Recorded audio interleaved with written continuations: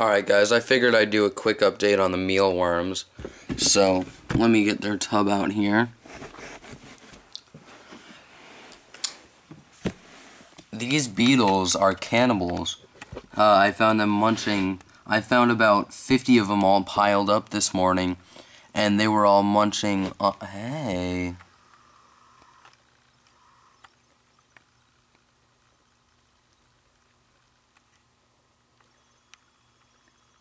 That's kind of cool. Look at that, beetle mating.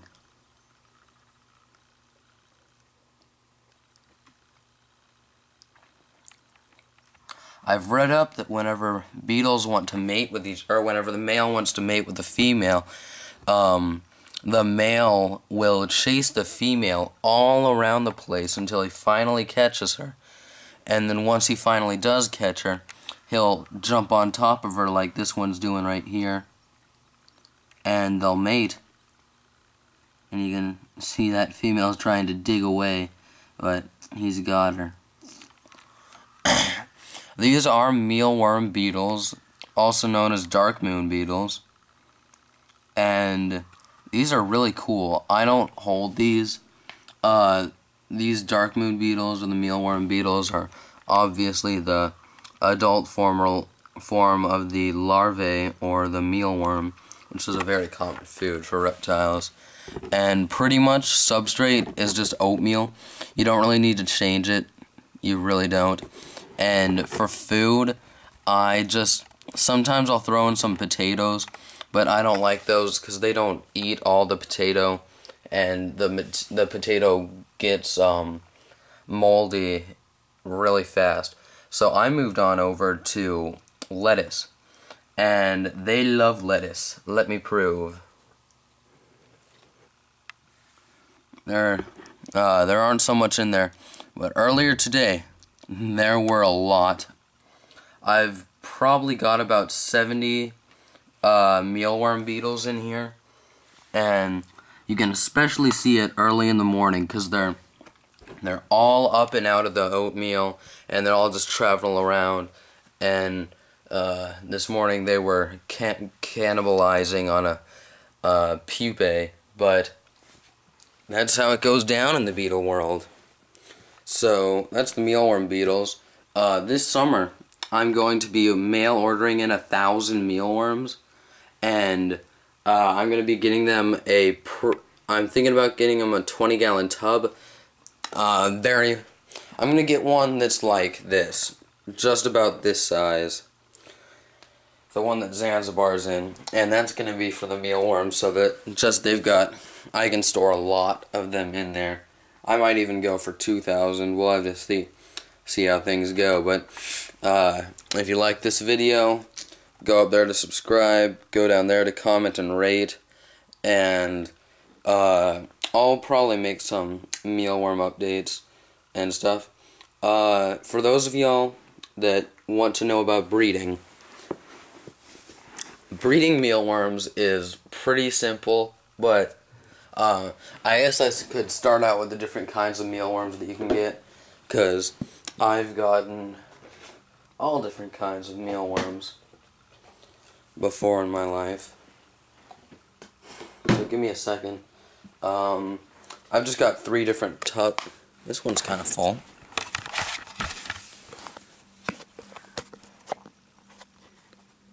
Is there just the stuff in here? 1 second, guys. I don't know how that works out, but alright, so pretty much here's the 3 mealworms that I've come into contact with. You've got Armstrong's mealworms. You can buy them in cups of 100. They're about this size. Most commonly you're gonna find these at reptile shows, and you can find them at some pet stores, but I haven't seen many of these ones at pet stores, and the ones that I have seen only have 50 in them.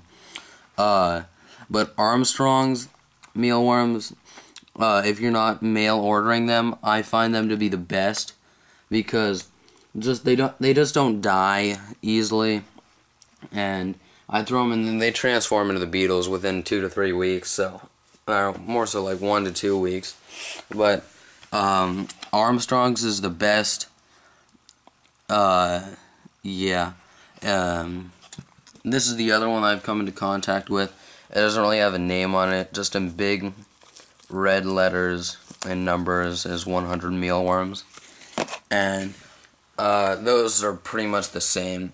The ones that I don't like are the ones that have to be refrigerated, like Timberline, but these are giant mealworms.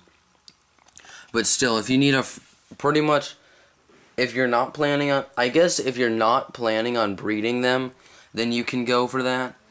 But it's always nicer to be breeding them, because, you know, you're going to get some babies and stuff, and,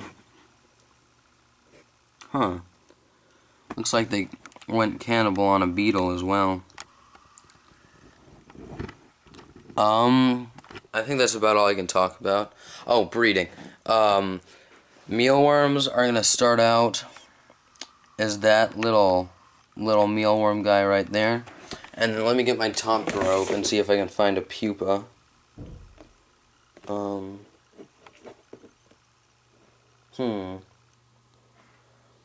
These guys probably went cannibal too. Goodness gracious, that's a chunky beetle. He just finished shitting out from his mealworm.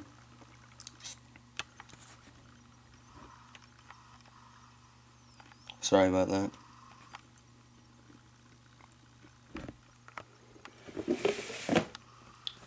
I don't have a pupa to show y'all right now, but the mealworm pupa are rather large. No, what am I saying? I'm tired, you guys, but the mealworm pupa are small and kind of palish white, and then once they start to darken, they'll start to turn into beetles. A good way to breed mealworms is to have the mealworms in one, like, see, I've got a 3-drawer system here. I've got 2 3-drawer systems, but like a good way to do it is to keep the mealworms in one drawer, the pupae in another drawer, and the pupae don't need any kind of substrate, but a good place to keep them would be like a little cup, and you can move the darkening ones into a different cup if you need, and then you can have a third, or I've got 2 drawers for the beetles, and then the beetles will breed and produce more mealworm. Oh, look. Check that out. See, that male is chasing after that female.